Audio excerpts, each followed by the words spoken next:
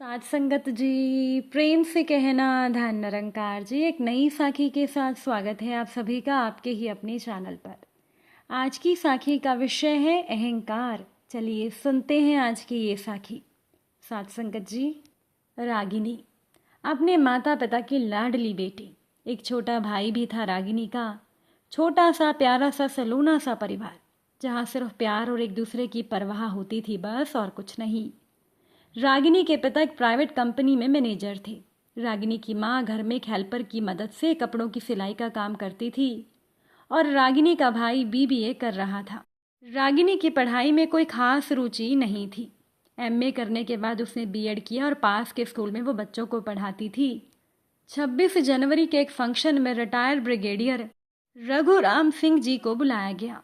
बच्चों को रागिनी ने देशभक्ति गीत तैयार करवाया था, जिसके साथ वो भी गाने वाली थी। जैसे ही गायन शुरू हुआ, एकाएक शांति सी छा गई। बिल्कुल सन्नाटा, और सन्नाटे को चीरती हुई बच्चों के साथ रागिनी की आवाज। गाना खत्म हुआ। सभी हैरान थे क्योंकि कोई ताली नहीं बजा रहा था। अभी रागिनी ये सब सोच ही रही थी कि तालियों की गड़गड़ाहट से पूरा हाल गूंज उठा। रागिनी की खुशी का ठिकाना नहीं रहा। सभी बच्चे खुश होकर एक दूसरे से लिपट गए। रागिनी की आंखों में भी खुशी के आंसू थे। अगले दिन जैसे ही रागिनी स्कूल गई, प्रिंसिपल सर ने उसे ऑफिस में बुलाया और उसके पिता का फ़ोन नंबर मांगा।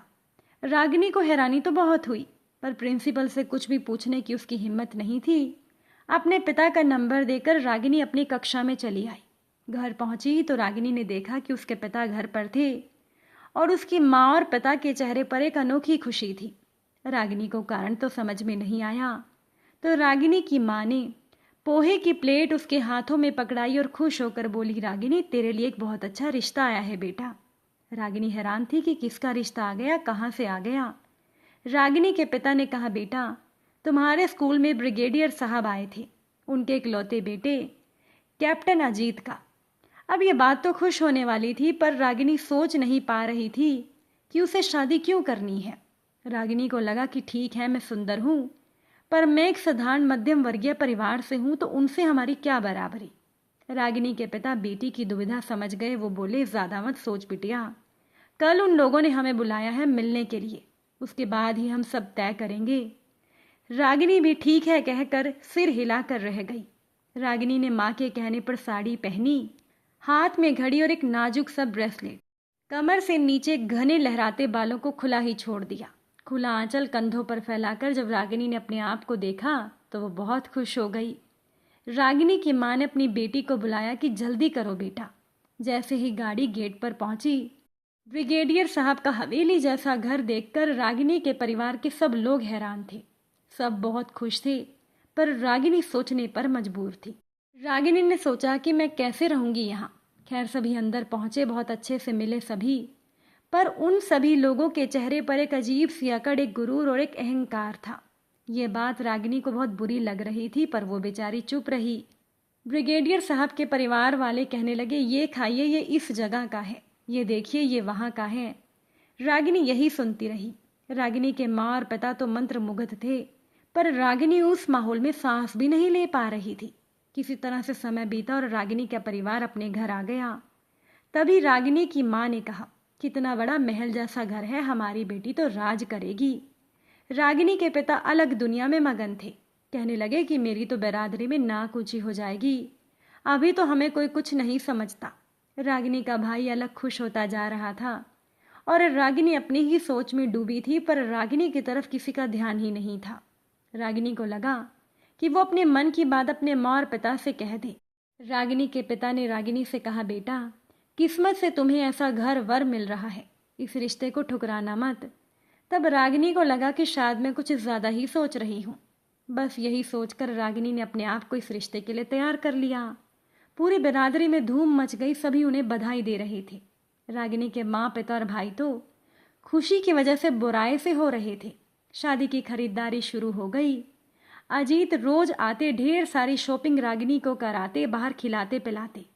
अजीत की छुट्टियां चल रही थी और वो चाहते थे कि रागिनी अपनी नौकरी छोड़कर उनके साथ समय बिताए। बाकी सब तो ठीक था, पर अजीत के परिवार वालों की तरह अजीत के व्यवहार में भी एक घमंड था, एक दंभ था और एक अभिमान की छाप थी जो रागिनी को पसंद नहीं आ रही थी। अब रात भर रागिनी ने कुछ सोचा और एक नतीजे पर पहुंची। रागिनी के पिता से रागिनी ने कहा कि आप अजीत और उसके परिवार को रात के खाने पर बुलाएं। रागिनी के मन में क्या चल रहा था इस बात का पता तो किसी को भी नहीं था। रविवार का दिन था तो अजीत के परिवार में सभी की छुट्टी थी और रागिनी के परिवार वाले भी फ्री थी। रागिनी ने अपने घर को साफ सुथरा किया, सादगी से घर को सजाया। रागिनी की माँ चाहती थी कि वो लोग होटल से महंगा खाना मंगवाएं, पर रागिनी ने रोक दिया। कहा, माँ जैसा हम खाते हैं वैसा ही उन्हें खिलाएंगे। रागिनी ने माँ की मदद से खाना बनाया। अब रागिनी के माँ और पिता को भी कुछ शक होने लगा था, पर दोनों बेटी को देखकर कुछ बोले नहीं।